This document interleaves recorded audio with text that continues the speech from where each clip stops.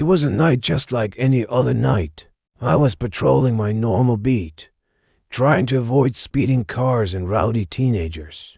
Being a cop isn't all that glamorous, especially when you're stuck covering the same old streets every single night. But one night I saw something that made me question everything I knew about the world. It was a sight so terrifying it would stick with me forever. And if I had only known the whole truth, maybe I could have prevented the tragedy that unfolded.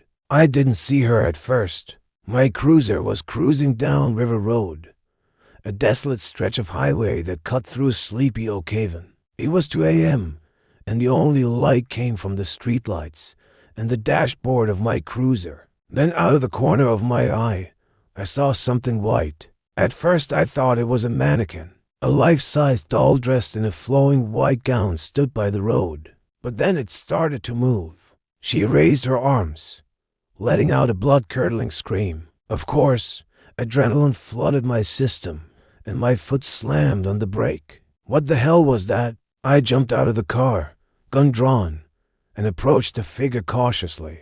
As I got closer, I realized it was a woman in a wedding dress. Her veil covered her face, but I could hear her breathing, slow and shallow.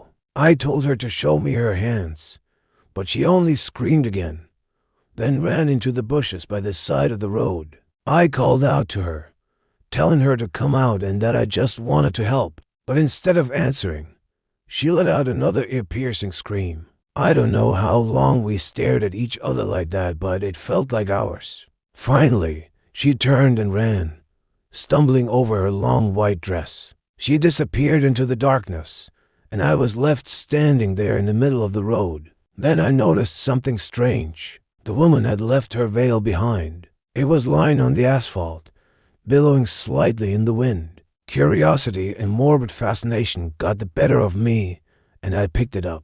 I couldn't see her face, but I could feel her sorrow. I mean, it was obvious from her frantic eyes. But what was she so afraid of? Why did she run away? Was she even a real ghost? I looked around, seeing if I could find her, but she was nowhere to be seen. The veil was old and smelled faintly of lavender. There was a small, intricate pattern woven into the fabric. I tucked it under my arm and returned to my cruiser. As I drove away, I looked back at the spot where the woman had disappeared. The only thing I saw was her white dress, abandoned and fluttering in the wind. At headquarters, I told my colleagues about the incident, but they just laughed. "You need to get some sleep, buddy," said Miller, always the jokester. "There's no such thing as ghosts." But I knew what I had seen. I may not believe in ghosts, but I do believe in the things that go bump in the night. So the next night I was back on River Road, driving slowly and keeping my eyes peeled.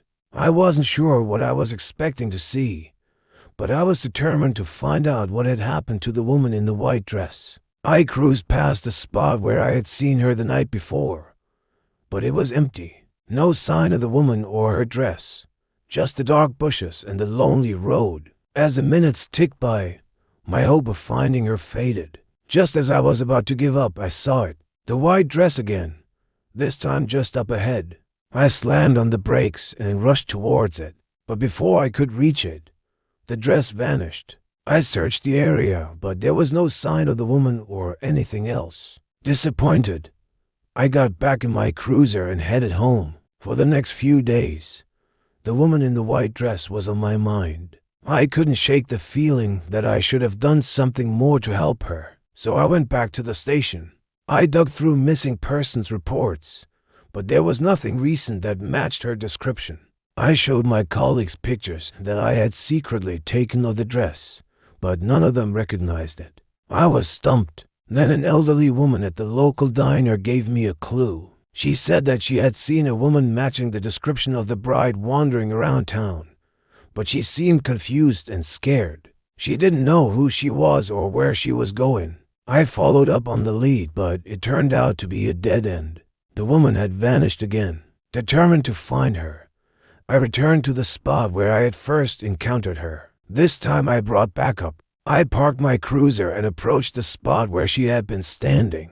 "Anything?" asked Miller, his voice echoing in the darkness. "Nothing," I whispered, my voice hoarse with anticipation. Suddenly, I felt something brush against my leg. I jumped back, knocking Miller over. "What was that?" he exclaimed, his flashlight beam dancing wildly. But whatever it was gone. We continued our search, but it was fruitless. Just as we were about to give up, we heard a noise. It was a soft sob, like the sound of someone crying.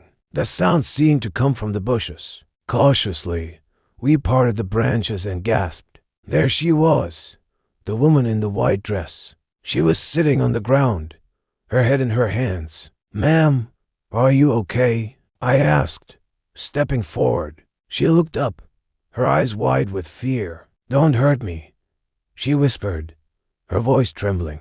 "Who wants to hurt you?" I asked, kneeling down beside her. "They do," she replied, her eyes darting around. "They'll hurt me. They've already hurt me." She looked away, her shoulders shaking with sobs. I reached out to touch her, but she flinched away. "Please," she whispered, "please help me." I wanted to help her, but I didn't know how. I was a cop, trained to handle dangerous criminals, not lost souls. I felt helpless, and then it hit me. She wasn't a ghost. She was a living, breathing person who needed my help. I called for backup in an ambulance. When my colleagues arrived, I explained the situation.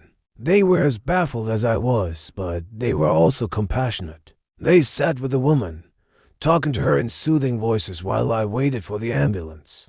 Finally, she was taken away, wrapped in a blanket. Before she left, she looked back at me, her eyes filled with gratitude. "Thank you," she whispered, "for saving me." But I didn't save her. I was just doing my job. The next day, the newspaper reported that the woman had been found wandering along the highway, disoriented and in need of medical attention. Her name was Elizabeth Blake, and she had no memory of who she was or how she had gotten to Oak Haven.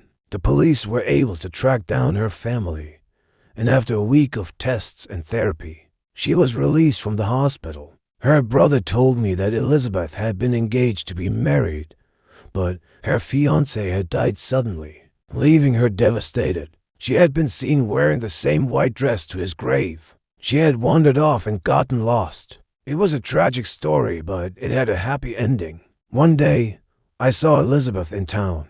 She was walking hand in hand with a man, both of them smiling. I pulled over and got out of my cruiser. "Miss Blake," I said, approaching them. She turned and smiled. "Mr. Officer," she said, her eyes twinkling, "thank you for saving me." But I shook my head. "You saved yourself, Miss Blake. I just helped bring you home." As I walked back to my cruiser, I couldn't help but shiver. I had never believed in ghosts before, but I had seen enough to last a lifetime. The weeping ghost bride was no longer a mystery, and in the end, it was just a woman who had lost her way. But the memory of her terrified eyes would stay with me forever.